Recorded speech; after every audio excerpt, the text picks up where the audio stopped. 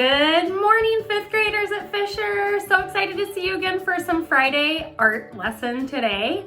I am very excited because our family just adopted a brand new cat that we get to take home today. So I'm sure you'll probably see Scoop, our new male cat, in the videos next week. And maybe I'll stick a picture of him at the end of this art video so you can see what he looks like. But we are very excited to bring him home today. It's also Friday, so let's celebrate the weekend. And one more important thing that's happening this weekend on Sunday is Mother's Day. So today for art, I thought it would be really special for us to spend some time making a Mother's Day craft that you can give to your mom on Sunday. All right, for this, you're gonna need some scissors. I've got my handy purple ones here, a pencil and an eraser, and some sort of drawing utensil. I've got my jars of markers here. And then after that, you're just gonna need a piece of paper. It doesn't matter what size. Mine's a little bit bigger. Yours can be a little bit smaller. It should work just fine too. So grab your supplies and let's get started. Now that I'm in my workspace and have all my supplies ready, let's get started. First, what you're gonna wanna do with your paper is you're gonna wanna fold it in half hamburger style. That means you've still got a pretty good chunk of space to work with. If I fold it the other way, it's gonna be a little bit too narrow. It might still work, but it's just gonna be a little bit too narrow to do what I want to do. Now that I have my paper folded, instead of treating it like a book that I open like this, I'm gonna lay it down so that the fold is on the right-hand side here. Once the fold is on the right-hand side, you're gonna take your pencil and you're gonna make a half circle. That half circle should kind of fill up almost half of your folded side, but not quite. All right, once you have that half circle, I'm gonna go ahead and have you make a smaller half circle on the edge. This might be a little too narrow of an O. Turns out we're making an O. So I'm gonna erase and try again with my O.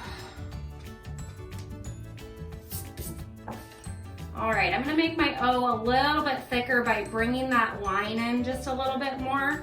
And now I've got a pretty nice thick looking, well, almost an O. It's a half of an O. So now we are going to write the letter M. Here's what I want you to do with the letter M. I did a line kind of straight across very lightly and a line straight across very lightly so I could keep track of how tall my letter M needs to be on my page. Now that I have that idea, I'm going to very lightly draw two lines straight down, making sure there's quite a bit of space in between them. I like to put a dot in the middle so I know where my inside part of my M letters need to fall. Now that I've got the letter M, I'm gonna make it more bubble-like like my letter O is. So to make a bubble letter, what you're gonna do is you're just gonna trace the outside part of your M. I like to add a little bit of flair. Instead of making it completely bubble-like or completely block-like, I like to do little things like maybe make a little bit of an extra out on that one there, a little wavy part to that M. I'm gonna connect the M all the way over here to my O. I want them touching. There's a reason for that. I'll share it with you soon. And I'm gonna come up here and kind of make some curvy lines on the top part of my M. Drag my lines back down. All right, now what I should have on my paper is I should have my M and my half circle for my O. Once we're done with this phase, I'm gonna have you pick up your eraser and just erase those middle lines. We're not gonna need them anymore. It's okay if they don't erase all the way. We're gonna end up coloring the inside of this M. I'm also gonna come down and get rid of my lines I made to make sure that my letters were kind of roughly the same height. If I'm moving too fast at all through this process, you can always feel free to pause and rewind, making sure you've got all the steps down. This next step is probably the most important step that we're gonna do. You're gonna start by cutting. So the way I like to hold my paper is I like to hold it nice and firm because I've got 2 layers that I'm now gonna need to cut through.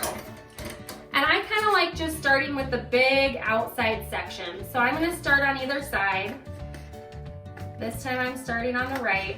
And I'm just gonna cut the outside section. I'm not gonna worry about any of those little inside parts right now. You'll notice that depending on how you're holding your paper, you might not be getting that second layer cut just right, and that's okay. You can always go back and trim some off. It really helps though if I'm holding my hand over those 2 layers as I'm cutting that area. And that way they'll roughly line up. They don't have to be exact though. It'll still turn out just fine. And coming across here just like this. Okay. Now I'm going to finish my M.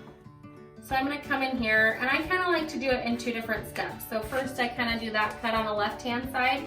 Then I'm gonna very gently hold my M while I cut in the other angle. Sometimes it's hard to kind of twist that scissor around in a tight curve like that. So I just like to go down and then down from the other side. So we're gonna try that with our M right here on the inside. I'm gonna start by taking my scissors and going up one side of the M, and then take my scissors and go up the other side of my M. And then to make it easier, I'm just gonna cut off this extra right at the inside point there. So that's gone and out of my way. And now I can do the same as what I did on the outside. I'm gonna start with this side first and just go up into the corner where that point is, and then it should just fall right out. And then I'm gonna do the same with this one over here, holding very gently to my letters. And if it doesn't quite come out when you give it a nice little tug, that might mean that you just need to cut a little bit farther up into those creases. All right, now I've got to cut my space between my M and my O. This one gets a little bit tricky because it's round, but just as long as you're following roughly where those pencil marks were, it's okay if you cut the pencil marks away, because ultimately I'm going to just take an eraser to the edge of my shape and erase those pencil marks anyway. So it's not quite coming out with a tug, so I gotta go just a little bit farther with my cutting, and then it should just fall right out. All right, let's take a look here. Need just a little bit more cleaning up in that corner, I think. Let's see if I can't get in there and get it off. There we go. Okay, time to move to the top part. This time I'm going to start with my O side and just follow it along the line right to the point where they meet, and then I'm going to take my paper, make sure I'm holding it firmly in my opposite hand that I'm cutting, that I have both pieces of paper firmly held. That one came out a little easier. Perfect. Now the only other thing I need to cut out is the O. So as I'm cutting the line, I'm going to slowly inch my fingers, firmly holding that paper in between so that my fingers can be really close to where I'm cutting. That's important.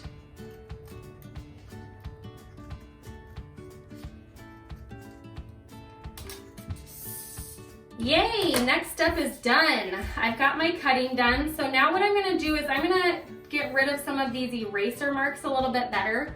It's really important that if you're erasing something that's cut out this detailed, to really make sure that you're holding the paper firmly with your opposite hand as you're using that eraser, because otherwise what can happen is your paper can crinkle, and nobody likes a crinkled paper.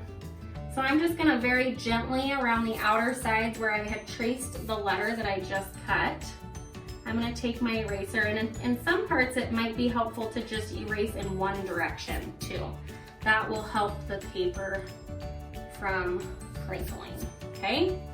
So I've got that side taken care of. Looks like my M's pretty good there. I'm gonna jump to the inside part and down. Sometimes maybe just making sure I'm going just one direction with my eraser so that it doesn't crinkle my paper. All right, almost finished with the erasing. You can always leave the eraser marks. They're not that big of a deal. I like my art to look super clean though. So I'm gonna get rid of those eraser marks. Brush my workspace aside. You'll notice I've been working on some paintings over here. All right, now that all of my pencil marks are erased, I can go ahead and open up my cut out shapes, and guess what? It spells mom. That's right, we cut half an O and one M, and that created the other half of the O and the other M that I needed. That's because mom is a palindrome. Spell it either way and it's still M-O-M. All right, now that we have our shape cut out in our paper, what you can do is you can feel free to decorate this outer side. That's the side that has been folded. So you're gonna wanna make sure that that fold is right here before you're decorating the outside. I chose to decorate my completed work with some colorful triangles. It's really up to you what you put on the outer side and decorate it with. Once you're finished with the outside decorations of your shape, you can flip it towards the inside and you can decorate it some more on the inside. You can write a nice little message to mom. There's lots of space that you can kind of make your message or your font go all sorts of fun and creative ways. I'll show you what the inside of my completed card looks like. Here's the inside. It just says a nice simple, "Dear Mom, Happy Mother's Day, love, Veronica." I left some space blank here. I could have chosen to add some more things, but I decided to keep it simple on the inside. So this project is really up to you. Once you get the pencil marks and the cutting job done, you are free to decorate as you would like. All right, fifth graders, thanks for joining me for the Friday art video this week. I hope you enjoyed creating a nice, fun card to give to your mom this Sunday for Mother's Day. I just wanted to give a shout out to my mom, Janice. Happy Mother's Day, Mom. I love you. I hope you're doing well. Well, that's all, fifth graders. I'll see you next week. Bye.